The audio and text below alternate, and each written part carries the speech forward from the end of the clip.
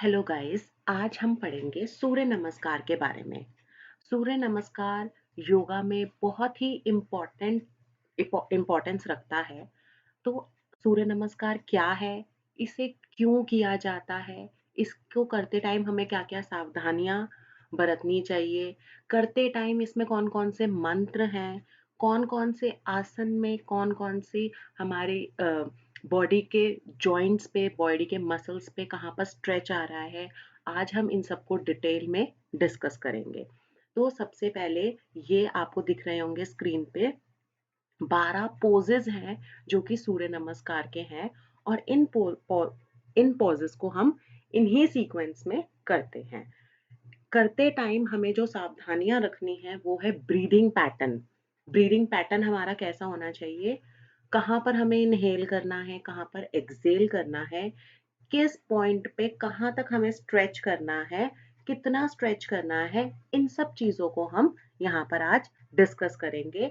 और सबसे इम्पोर्टेंट इनकी सीक्वेंस याद होनी चाहिए, क्योंकि जैसे ही एक पोज खत्म होता है तो दूसरा उसका काउंटर पोज होता है। तो इससे हमारी बॉडी में रिलैक्सेशन रहता है, हमें टायर्डनेस फील नहीं होती। तो ये हैं आपके 12 पोजेस सूर्य नमस्कार के, जिनको हम एक एक करके डिटेल में डिस्कस करेंगे। तो आइए हम सबसे पहले देखते हैं कि सूर्य नमस्कार का ओरिजिन कहाँ से हुआ, इसकी उत्पत्ति कहाँ से हुई, शुरुआत कहाँ से हुई। तो सूर्य, जैसे कि आपको नाम से ही पता चल रहा है, सूर्य का मतलब है सन और नमस्कार का मतलब उसको ग्रीट करना, उसको सैल्यूट करना। ये हम करते हैं सूर्य नमस्कार में। Sun is considered to be the ultimate source of life and Hindus worship Surya as the god. Sun जो है वो हमारा लाइफ का सोर्स है और हिंदूज में तो सबसे इम्पोर्टेंट है सूर्य, बिकॉज इसको हम भगवान की तरह पूजते हैं। It is originated in the early Rig वैदिक पीरियड। इसका जो ओरिजिन हुआ है वो वैदिक पीरियड में हुआ है, ऋग वैदिक के काल से ये चलता आ रहा है। It is paying tribute to the sun through rituals. इसमें हम एक एक पोज के साथ सन को ट्रिब्यूट देते हैं, धन्यवाद करते हैं सूर्य भगवान का। और प्रॉपर इसमें 12 तरीकों से 12 पोजेस हैं जिस तरीके से हम इसको कंप्लीट करते हैं। और जब ये 12 सेट हम सीक्वेंस में करके कंप्लीट होते हैं तो ये एक राउंड ऑफ सूर्य नमस्कार माना जाता है। It is the most popular form of yoga. Yoga का बहुत ही महत्वपूर्ण फॉर्म है ये। योगा में जब भी योगा हम सुनते हैं तो सूर्य नमस्कार का जिक्र जरूर होता है। It helps to connect to our inner selfs. जब हम इसको करते रहते हैं, डीपली इसमें इन्वॉल्व हो जाते हैं और ब्रीदिंग पैटर्न को प्रॉपरली फॉलो करते हैं, तो हमारा एक कनेक्शन हमारे खुद के इनर सेल्फ के साथ, खुद के साथ हमारा एक कनेक्शन बिल्ड करने में ये हेल्प करता है। सूर्य नमस्कार के बहुत सारे बेनिफिट्स हैं। कुछ बेनिफिट्स मैंने इसमें लिस्ट आउट करे हैं जो कि हैं, सबसे पहला बेनिफिट, ये वेट लॉस में बहुत हेल्प करता है। अगर इसकी कंटिन्यूअस प्रैक्टिस हम करते रहें तो ये वेट लॉस में हमारा बहुत हेल्प करता है। हमारी मसल्स को, कोर मसल्स को और जॉइंट्स को स्ट्रेंथ दिलाता है, स्ट्रेंथन करता है। हमारे कॉम्प्लेक्शन को इम्प्रूव करता है।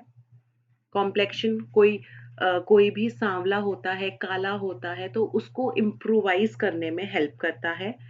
क्योंकि हमारे बहुत सारा जो स्ट्रेच आ रहा होता है वो हमारे स्टमक एरिया में आ रहा होता है।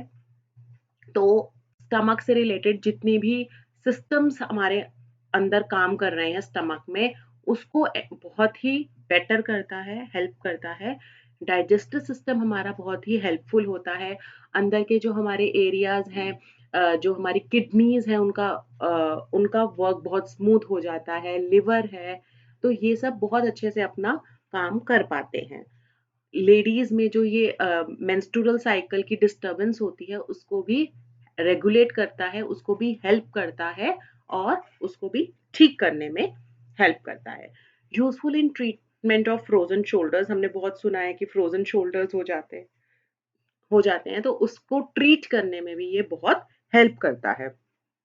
हमारे पूरे मेटाबॉलिज्म में, हमारे पूरी बॉडी का जो ब्लड सर्कुलेशन है उसको भी हेल्प करता है, इम्प्रूव करता है, ताकि ब्लड का फ्लो हर बॉडी पार्ट में अच्छी तरीके से हो पाए। और शुगर लेवल को कंट्रोल करने में भी ये बहुत हेल्प करता है। आई होप आपको बेनिफिट्स इसके समझ में आए होंगे, and there are so many benefits of Surya Namaskar, innumerable benefits हैं। I have list down some of them. Now contraindications are very important. Contraindications वो चीज है किन किन को ये काम नहीं करना चाहिए, ये सबसे जरूरी है। कोई भी आसन को, कोई भी क्रिया को जब भी हम प्रैक्टिस करते हैं, स्टार्ट करते हैं, तो हमें ये जरूर पता होना चाहिए कि किन किन लोगों को इसका नहीं करना चाहिए यूज। बिकॉज अगर गलती से किसी ने कर दिया उस चीज का यूज और उसको नहीं करना था, तो उसको लॉस हो सकता है, शायद फायदा ना मिले। तो हमारा योगा का ऑब्जेक्टिव ये नहीं है कि किसी को भी नुकसान पहुंचे, हमारा ऑब्जेक्टिव है कि सब ठीक रहे। इसीलिए ये जानना बहुत जरूरी है कि इसके कॉन्ट्रा इंडिकेशंस क्या है। जिनको भी बैक इंजुरी है, स्पाइनल कॉर्ड में इंजुरी है, पेन है, अगर पेन है तो आप उस टाइम पीरियड के लिए इसे बहुत ही इजी में करेंगे, उसको ज्यादा स्ट्रेच नहीं देंगे। लेकिन अगर किसी को बहुत ज्यादा इंजुरी है, सर्जरी हुई है, तो अवॉइड करनी है ये प्रैक्टिस। क्योंकि जब भी हम इसमें आसन करते हैं तो हम पूरी बॉडी पे स्ट्रेच देते हैं, तो उससे हमारा जो स्पाइन है वो एक्सपैंड होता है और कॉन्ट्रैक्ट होता है। तो अगर किसी को इंजुरी है तो उसको उसका फायदा नहीं मिलेगा, बल्कि नुकसान ही मिलेगा।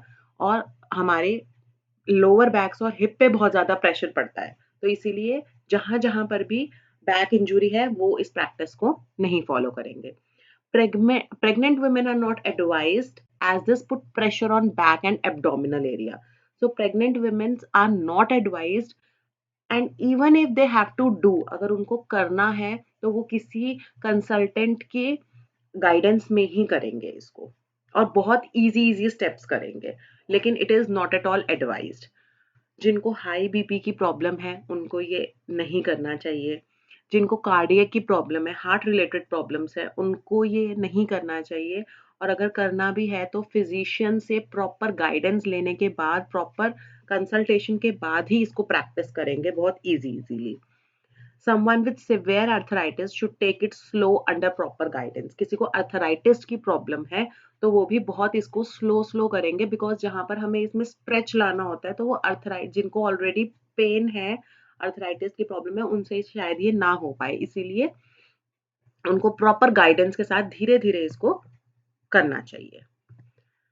नेक्स्ट है, now coming towards the practical part of Surya Namaskar. So there are 12 steps of Surya Namaskar. हम हर स्टेप के साथ साथ मंत्र भी हैं जिनको हम डिस्कस करेंगे कि किस स्टेप का कौन सा मंत्र है। और इसमें जो रिपीटेशंस हो रही हैं आसन की, वो 4 हैं। So total there are 12 steps, but 4 are repetition of the same pose. So we will take care of that. Now let's discuss one by one. So first we will start by placing a mat on the floor. हमें सबसे पहले इसके लिए हमारे पास जो most important चीज है वो ये है कि हमें बहुत ही लूज कंफर्टेबल क्लोथ्स में बैठना चाहिए। ये जो भी योगिक क्रियाएं हैं, आसन्स हैं, वो बहुत ही लूज एंड कंफर्टेबल क्लोथ्स में होनी चाहिए। And mat is the necessity. हम कोई भी मैट, कोई भी दरी, कोई भी आसन का प्रयोग कर सकते हैं ये सूर्य नमस्कार करने के लिए। तो हम सबसे पहले हम खड़े होंगे प्रेयर पोजीशन में। ये आपको दिख रही होगी, ये पोज का नाम है प्रेयर पोज, जिसमें बिल्कुल आपकी बॉडी जो है वो बिल्कुल स्ट्रेट है, in a single line, and your hands are joint. तो इसमें हम जो स्टार्ट कर रहे हैं वो नमस्कार पोजीशन में कर रहे हैं, प्रेयर पोजीशन में हम स्टार्ट कर रहे हैं। आपको यहाँ पर अपनी बॉडी को बिल्कुल रिलैक्स करना है, अपनी आईज को बंद करना है, अपने दोनों पाम्स को आपस में जोड़ना है और अपने चेस्ट के पास रखना है और प्रणाम करना है। इससे हमारी जो नर्वस सिस्टम है वो रिलैक्स होता है, हमारी बॉडी का बैलेंस क्रिएट होता है, और हमारे अंदर जो भी स्ट्रेस है, टेंशन है, एंजाइटी है, उसको भी रिलीफ करने में हेल्प करता है। तो ये हमारा पहला पोज है, प्रेयर पोज, जिसे हम कहते हैं प्रणाम आसन। कमिंग टू पोज नंबर 2, जिसका नाम है रेज्ड आर्म्स पोज, हस्तो उत्तान आसन। अब आपकी बॉडी जो है एक्सेल करना है, प्रॉपरली एक्सेल करना है, और फिर इनहेल करते हुए अपने दोनों हैंड्स को पीछे ले जाना है, ऊपर देखना है, बॉडी एकदम सीधी रहेगी, सिर्फ आर्म्स ऊपर जाएंगे, हेड ऊपर जाएगा, आपका पेल्विक एरिया फॉरवर्ड की तरफ आएगा और आप पीछे स्ट्रेच करेंगे। ये हमारी एब्डोमेन की मसल्स जो हैं उनको प्रॉपर स्ट्रेच देता है, पूरी बॉडी को एक्सपैंड करने में हेल्प कर रहा है, from heel to tip of finger सारी बॉडी जो है हमारी एक्सपैंड होएगी पीछे की तरफ। जब हम उसको लेकर जाएंगे तो पूरी बॉडी पे स्ट्रेच आएगा, from the heels to the fingers of the hand. तो इस पोज का नाम है हस्त उत्तानासन। जैसे कि आपको नाम से ही पता चल रहा है, हस्त मीन्स हाथ, हाथों को ऊपर की ओर लेके जाना। तो ये है हमारा raised arms pose. Coming to the third pose, अभी हमने इस पोज में प्रॉपरली इनहेल किया था, तो अब हम नेक्स्ट पोज में, जो कि हमारा पोज नंबर 3 है, वो है हैंड टू फुट पोज, जिसे हम कहेंगे पाद हस्तासन। पाद मीन्स पैर और हस्त मीन्स हाथों को पैरों से मिलाना। तो पूरा एक्सेल करते हुए अपने नीज को आगे की तरफ झुकाना, अपने पूरे हैंड्स को जो हम ऊपर लेके गए थे वो नीचे की तरफ टच करना है, बिल्कुल आपके फुट के साथ आपके हैंड्स जो हैं वो टच होने चाहिए। इनिशियल लेवल पे जब आप स्टार्ट करेंगे तो आपसे जितना टच हो पाता है आप उतना करेंगे, और धीरे धीरे धीरे धीरे कोशिश करेंगे कि आपके जो हैंड्स हैं वो फ्लोर पे टच होने शुरू हो जाए। तो आपने देखा कि पोज नंबर 2 में हमने ऊपर की तरफ बैक बेंडिंग करी थी, तो पोज नंबर 3 में हमने फॉरवर्ड बेंडिंग करी है, तो ये उसका काउंटर पोज है। उसमें हमने इनहेल किया था, इसमें वी विल एक्सेल कंप्लीटली। तो ये आपकी स्पाइन को फ्लेक्सिबल करता है। It helps to open the legs, shoulders and arms muscles. तो ये इन इन ऑर्गन्स पे काम कर रहा है, हमारे बॉडी पार्ट्स पे, लेग्स पे काम कर रहा है, शोल्डर्स पे काम कर रहा है, और आर्म्स की मसल को ओपन अप करने में, फ्लेक्सिबल करने में हेल्प कर रहा है। Now coming to pose number 4, इसका नाम है अश्व संचालन आसन। इंग्लिश में इसको बोलेंगे इक्वेस्ट्रियन पोज। इसमें आपने क्या करना है, आपको अपनी राइट लेग को जितना मैक्सिमम आप लेके जा सके और आपने लेके जाना है। अपनी नी को आप, राइट लेग की नी को आप प्लेस कर सकते हैं मैट के ऊपर, और एट द सेम टाइम आपकी जो लेफ्ट लेग रहेगी वो आपकी बिल्कुल आगे रहेगी, बेंड होते हुए 90 डिग्री का एंगल बनाते हुए, और आपके जो फिंगर्स हैं वो फ्लोर पे टच करेंगे, और आपके शोल्डर्स जो है वो रोल करके आप पीछे की तरफ एकदम स्ट्रेट देखेंगे इस पोज में। तो अगेन आई एम सेइंग, आपकी जो राइट लेग है वो बिल्कुल मैक्सिमम पीछे जितना आप स्ट्रेच दे सकते हैं देंगे। आपकी जो नी है वो बेंड रहेगी, और लेफ्ट लेग आप स्टार्टिंग में बिल्कुल 90 डिग्री पे ही रखेंगे, और आपके आर्म्स फ्लोर पे टच करेंगे, शोल्डर्स को रोल करके बिल्कुल आप स्ट्रेट देखेंगे। ये है आपका अश्व संचालन आसन। ये हमारी लेग मसल को, स्पाइन को स्ट्रेंथन करता है। It also helps to relieve indigestion and constipation. जिनको भी इनडाइजेशन की प्रॉब्लम रहती है, कॉन्स्टिपेशन की प्रॉब्लम रहती है, तो इस आसन को करने से वो बिल्कुल ठीक हो जाएगी, हेल्प करेगी उसको सॉल्व करने में। तो आई होप अभी तक आपको सब समझ में आया है। तो we will look forward for next pose, that is stick pose, और यू कैन से दंड आसन। इसको हम प्लैंक पोज के नाम से भी ये जाना जाता है। इसमें हमारी लेफ्ट लेग भी बिल्कुल पीछे चली जाएगी, और हमारी बॉडी का जो एंगल है वो इस तरीके से बनेगा। हमारी हील्स, हमारे हिप्स, स्पाइन, नेक मसल बिल्कुल ऐसे स्लांटिंग लाइन में होनी चाहिए, और आपके hands should be straight, hands should be straight. अब आप इस पोजीशन पे आपका सबसे ज्यादा, जब आप इस पोजीशन को करेंगे तो आपका जो स्ट्रेच है वो फील करेंगे आप अपने एब्डोमेन एरिया में। और इस पोज को आप जितनी देर होल्ड कर सकते हैं आप उतनी देर करेंगे, because this pose is very good for your belly fat. It helps to reduce your belly fat. It helps to balance and coordinate, build core strength, improves flexibility and overall mental health.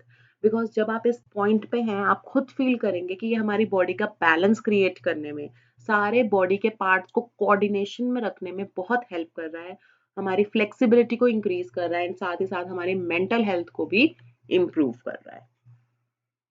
तो इसका नाम था plank pose या फिर दंड आसन भी कह सकते हैं इसको।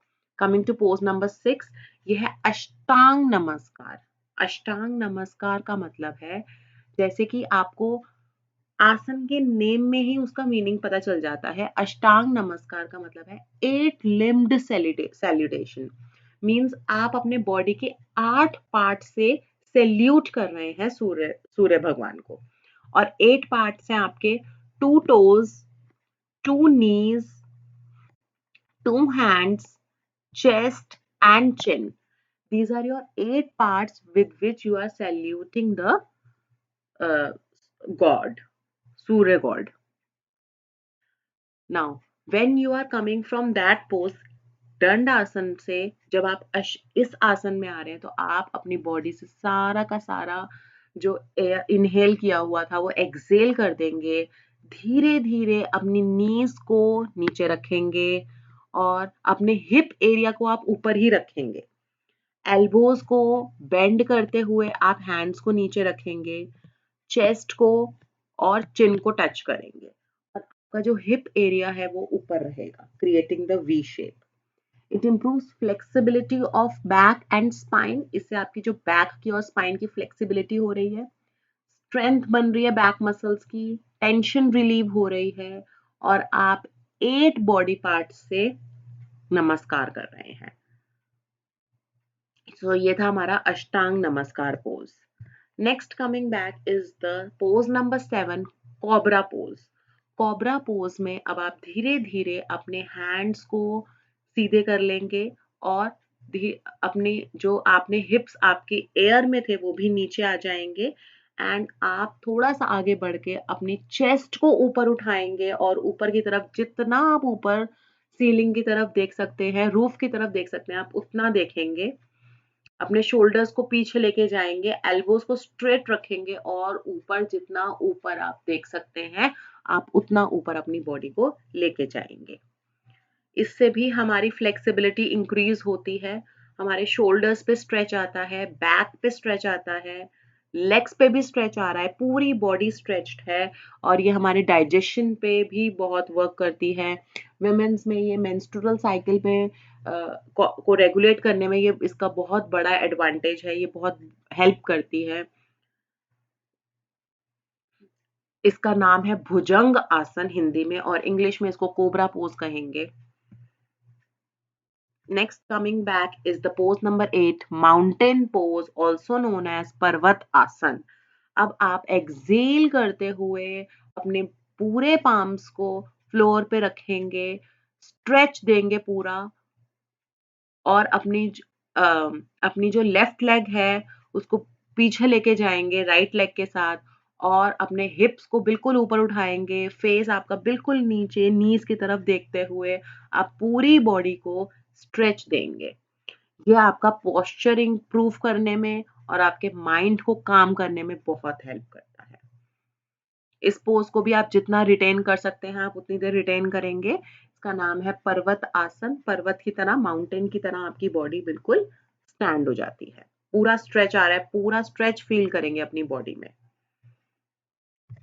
Next is pose number 9। Now from here comes the repetition. अब यहाँ से आपकी रेपिटेशन शुरू हो गई है, जो कि 8 आसन्स मैंने बताए थे आपको, हम अलग अलग करेंगे और 4 आसन्स रिपीट करेंगे। उसमें से 4th नंबर जो ये फर्स्ट आसन है वो है अश्व संचालन आसन, इक्विस्टेरियन पोज।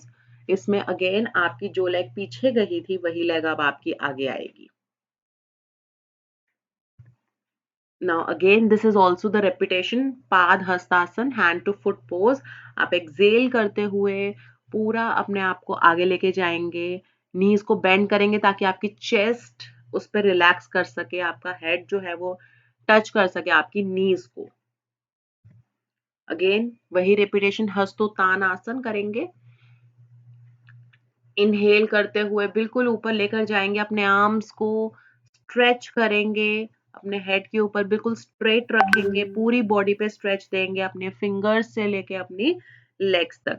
आपकी सारी हेल्थ की प्रॉब्लम्स जैसे कि अस्थमा, बैक पेन, टायर्डनेस सब क्योर हो जाती हैं इससे, और हमारे डाइजेशन में भी हेल्प करता है, हमारी चेस्ट को एक्सपैंड करने में ये हेल्प करता है।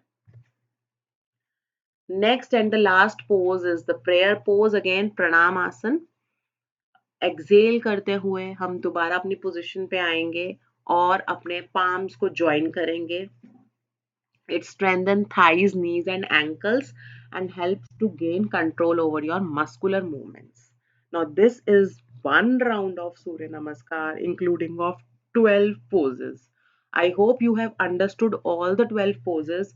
Now before coming to end of this video, I want to discuss all the mantras with you.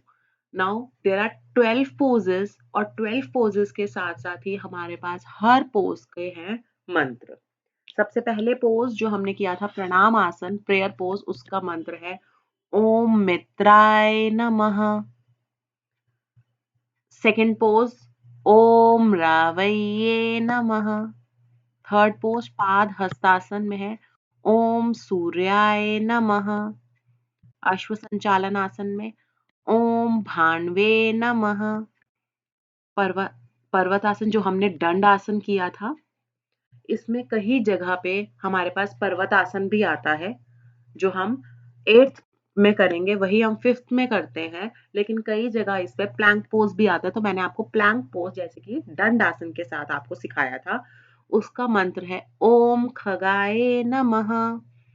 अष्टांग नमस्कार का पोज है ओम पूषणे नमः। भुजंग आसन का मंत्र है ओम हिरण्य गर्भाय नमः।